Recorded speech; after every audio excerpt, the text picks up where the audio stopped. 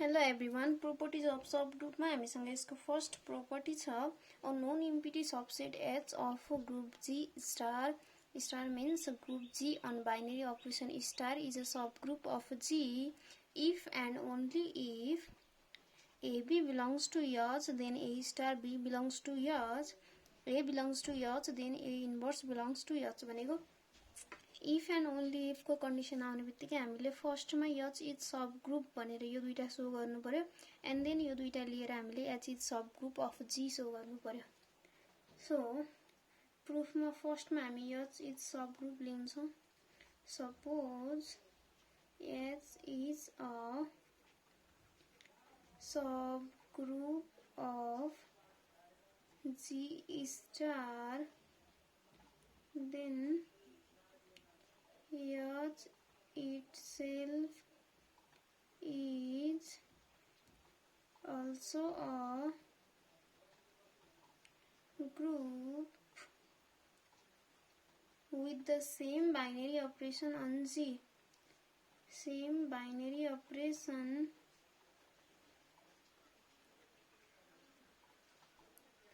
Star in G भनेको यदि H चाहिँ G को सब ग्रुप हो भने then H itself is a subgroup. यो भनेको by definition of subgroup हुने भयो।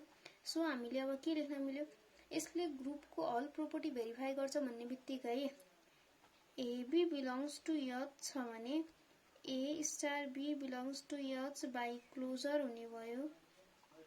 By closure and A belongs to H छ भने A inverse belongs to H by inverse axiom by inverse property.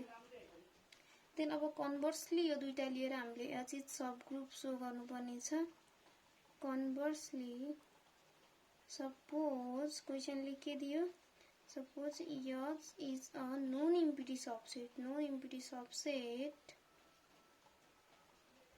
non-empty subset of G and first मा के दिएको छ AB belongs to H हुँदा A star B belongs to H, A belongs to H हुँदा A inverse belongs to H।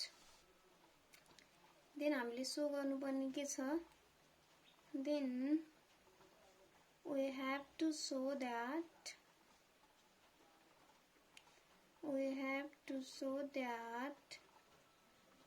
H is a subgroup of G। H चाहिँ G को subgroup हो भनेर हामीले सो गर्नुपर्ने छ। एन्ड फर दिस यसले कुन कुन प्रोपर्टी भेरिफाई गर्नु पर्यो, H सबग्रुप हो भनेर भेरिफाई गर्नको लागि हामीले H ले G को बाइनरी अपरेसनको बेसमा ग्रुपको चारवटै प्रोपर्टी के गर्नु पर्यो, सेटिस्फाई गर्नु पर्यो। H should satisfy all property of group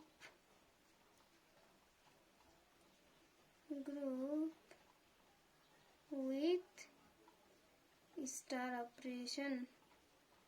जी मा हामीलाई गिवन अपरेसन स्टार नै छ। सो फर्स्ट प्रोपर्टी के हो, अब हामीले सो गर्नुपर्ने क्लोजर प्रोपर्टी। अब क्लोजर प्रोपर्टी केबाट सो हुने भयो, यो गिवन फर्स्ट कन्डिसनबाट। यो त गिवन लिएर गरेको हो नि। It is satisfied by given first condition i.e. AB belongs to H हुँदा A star B belongs to H। Then सेकेन्डमा कुन छ, associative.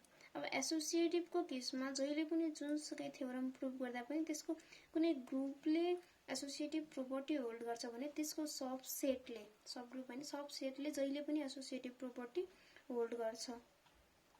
Since binary operation star is associative through G, then it also associative on subset H of J. अब third property के भयो existence of identity. Existence of identity. So as H is non-empty subset of G, so A belongs to H हो भने then by second condition बाट है, then by second condition A belongs to H छ, A inverse belongs to H छ, then again by first condition भनेको कुनै दुईटा element यसमा बिलङ गर्छ भने त्यो दुईटाको अपरेसन गर्दा आउने रिजल्ट पनि यसमा बिलङ गर्छ भन्यो नि यो वालाले चाहिँ जुन हाम्रो क्लोजर एक्जियमले. सो यदि ए पनि यसमा बिलङ गर्यो, ए इन्भर्स पनि यसमा बिलङ गर्यो बाइ सेकेन्ड प्रोपर्टी, एन्ड अब यसको रिजल्ट पनि के हुन पर्यो, ए स्टार ए इन्भर्स पनि यसमा बिलङ गर्न पर्यो. That means A star A inverse भनेको नै आइडेन्टिटी हो, त्यो चाहिँ यसमा बिलङ गर्यो. सो एक्जिस्टेन्स अफ आइडेन्टिटी पनि के भयो, भेरिफाई भयो. नाउ एक्जिस्टेन्स अफ इन्भर्स हाम्रो अब गिभन सेकेन्ड कन्डिसनबाट इजिली भेरिफाई हुने भयो. Again by given condition I A belongs to H, A inverse belongs to H, so existence of inverse verified. चारवटै भेरिफाई भएपछि हामीले अब के भन्न पाइयो, hence H is a subgroup of G.